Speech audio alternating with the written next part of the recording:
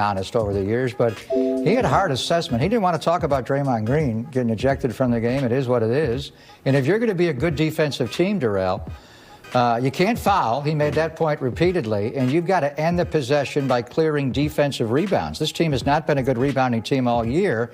And he was hard on his team. That's going to be a heck of a practice before they fly to Salt Lake City if they have one tomorrow. Yeah, Coach Kerr was not happy right there. And I think the thing that we've been talking about all year is defending without fouling. And they did that tonight. They defended, but they fouled every single time they, were in a bad position.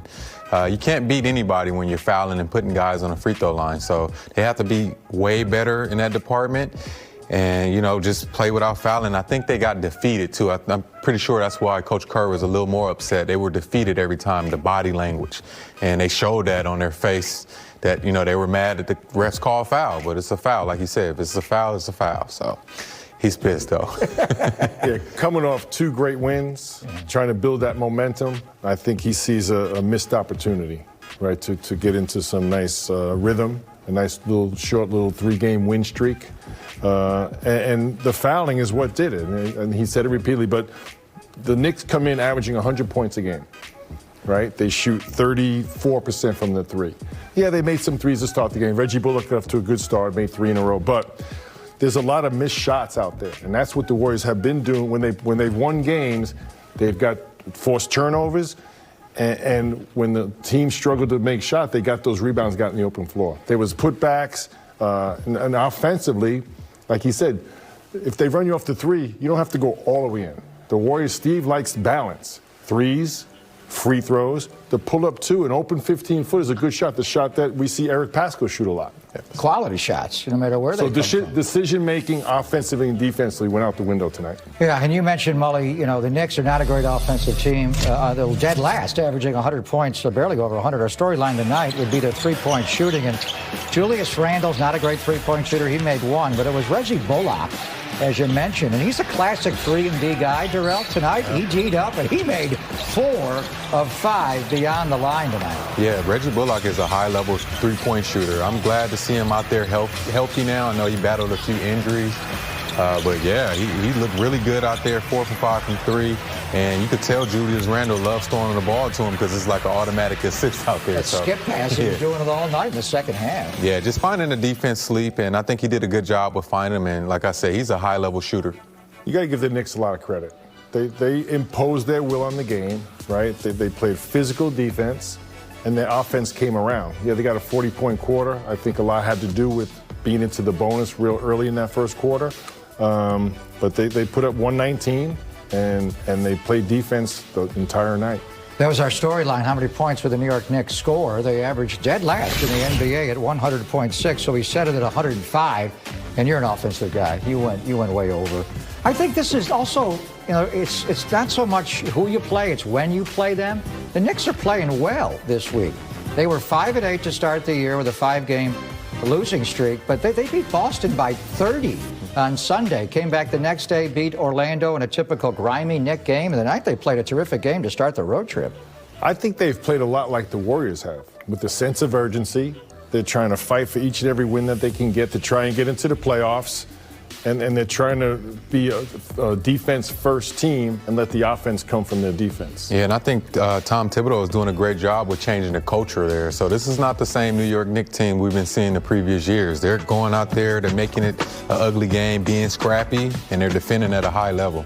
They're 8-8. They got a shot to make the playoffs. So the Warriors, big win last night over San Antonio. Monday on the MLK Day, they had a great win against the Los Angeles Lakers. Apparently, Anthony Davis is not quite over that loss. Not quite. That's all, folks, just yet. Back to Toyota Warriors post-game live. Warriors led very briefly early in the game. Last night they led wire to wire tonight. And New York averages about 100 points a game, so they didn't defend tonight. The Knicks scored 119. Steph Curry had 30. Andrew Wiggins had 17. James Wiseman 15 off the bench. A nice night for Eric Paschall, who had to start the second half after Draymond was ejected. He had 12 points. So the story of the game, obviously, is Draymond's ejection. 64 seconds to go in the first half. He gets run by referee John Butler. Kareth Burke, you know she's going to ask Steve Kerr the most salient question. Let's get a reaction right now from the head coach. Kareth Burke, NBC Sports Bay Area. Did the referees give you an explanation for Draymond's second technical? Yeah, at halftime, Ben Taylor came out and told me that it was a mistake, that he didn't realize that John Butler didn't realize that Draymond was yelling at his teammate. He thought he was yelling at him. I understand people make mistakes. I'm sure you'd say the same. How did it impact the rest of the game that Draymond couldn't play in the second half?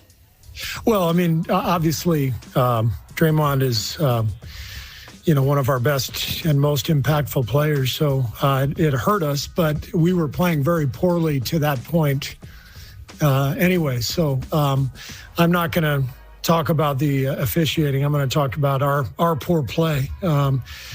We just foul constantly. You can't win. We're dead last in the league in fouls, I think, and free throw attempts allowed. And you can't win games when you just foul. You're constantly having to bring the ball up out of the net after the team shooting free throws. You can't build any rhythm at all. We had 4 fouls in the first 55 seconds of the fourth quarter. So we are who we are, and I obviously have to do a better job. We're undisciplined, and we've got to find a way to defend without fouling, obviously. What is the main issue, would you say there? Because like you said, you're trying to build this defensive, habitat, but right. Clearly over fouling. What's the problem? Mindless reaching, mindless decision-making. Defensively, I mean, we've got a very long and athletic team, and we've got an opportunity to be very good defensively. I've been touting our defense, especially since Draymond came back.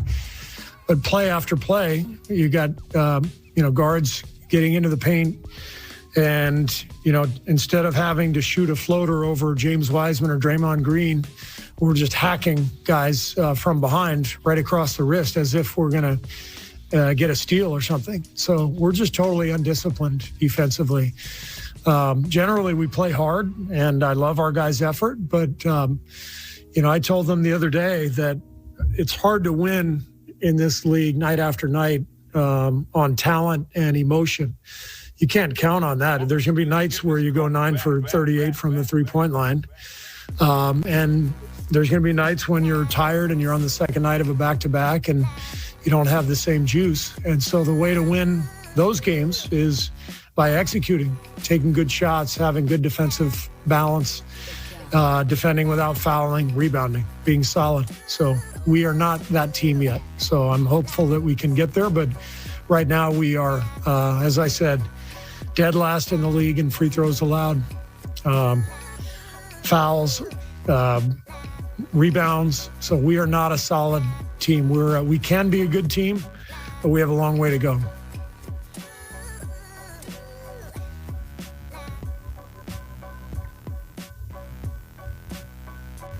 Hi, Steve. Carlos Ramirez, NBC Bay Area and Telemundo.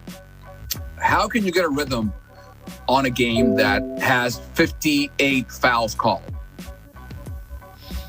You can't. Total. You can't. And when you're in the game, do you see, I'm looking for a parallel. When you're in a baseball game, you see that the ref might have, and the umpire might have a different strike zone. Do you see refs having different foul zones or ways of calling the game? And do you tell that to your players, like, okay, let's have a different approach, or just go out and play? In baseball, if the ump calls a strike, it's a strike. If he calls a ball, it's a ball. Nobody's reaching.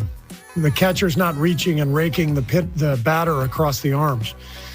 We are raking people across the arms. We are grabbing people